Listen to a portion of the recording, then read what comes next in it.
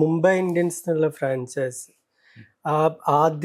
ആദ്യം ഈ ടീമുകൾ വാങ്ങാൻ വേണ്ടി ബിഡിങ് ആയിരുന്നല്ലോ. അപ്പൊ റിലയൻസ് ആ സമയത്ത് മുംബൈ ഇന്ത്യൻസിന് $112 മില്യൺ കൊടുത്തത്. ആദ്യത്തെ ഓപ്ഷനൊക്കെ ഡോളറിലായിരുന്നു, ഉറുപ്പിയിലായിരുന്നില്ല. അപ്പൊ $112 മില്യൺ മുംബൈ ഇന്ത്യൻസിന് കൊടുത്തത് ആ സമയത്ത്.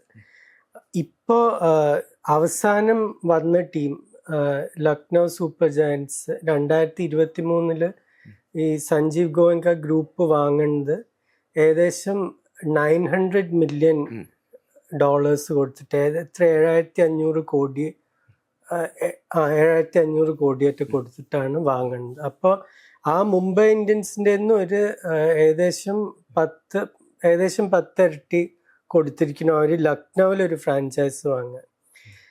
$900 മില്യൺ പറഞ്ഞാൽ അത് കോണ്ടെക്സ്റ്റിൽ എടുക്കുകയാണെങ്കിൽ ഇന്ന് രാവിലെ ഏറ്റവും വലിയൊരു സ്പോർട്സ് വാർത്ത, ബോസ്റ്റൺ സെൽറ്റിക്സ് പറഞ്ഞ ബാസ്കറ്റ്ബോൾ ടീം $6.1 ബില്യൺ അവരുടെ ഇപ്പോഴത്തെ ഓണേഴ്സ് വിറ്റിരിക്കുന്നു.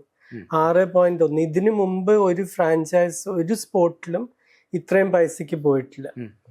അപ്പൊ ഈ $6.1 ബില്യൺ കൊടുത്തിട്ടില്ല. ഇത് വാങ്ങിയത് 2002 അവർ വാങ്ങുമ്പോൾ $360 മില്യൺ കൊടുത്തിരുന്നത്.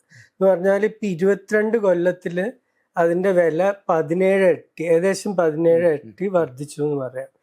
ഇപ്പൊ മുംബൈ ഇന്ത്യൻസിന്റെ ഒരു വാല്യുവേഷൻ നോക്കിക്കഴിഞ്ഞാൽ, അല്ലെങ്കിൽ ഒരു ചെന്നൈ സൂപ്പർ കിങ്സിനെ നോക്കിക്കഴിഞ്ഞാൽ ഏകദേശം ഒരു 3-4 ഇടയ്ക്ക് വരും ബില്യൺ ഡോളേഴ്സിൽ. അപ്പൊ അത് ഏകദേശം 40 ഇരട്ടി 30 ഇരട്ടിയെങ്കിലും വർദ്ധിച്ചിട്ടുണ്ട് അതിന്റെ വാല്യൂ. അപ്പൊ അതാണ് IPLന്റെ എന്താ ഗുണം ചെയ്തിട്ടുള്ളതെന്ന് ചോദിച്ചു കഴിഞ്ഞാല്, കുറെ പേർക്ക് കുറെ പൈസ ഉണ്ടാക്കി കൊടുത്തിട്ടുണ്ട്. പിന്നെ ഈ ബോർഡുകൾക്കും ഒക്കെ കിട്ടിയിട്ടുണ്ട്. ഇപ്പൊ ഓരോ ഇംഗ്ലീഷ് കളിക്കാരനും ഇവിടെ വന്ന് കളിക്കുമ്പോഴും അവരുടെ ബോർഡിന് അതിന്റെ 10% കിട്ടുന്നുണ്ട് അവരുടെ സാലറിയുടെ. അപ്പൊ അവർക്കും അങ്ങനെ ഗുണം കിട്ടിയിട്ടുണ്ട്. കളിക്കാർക്ക്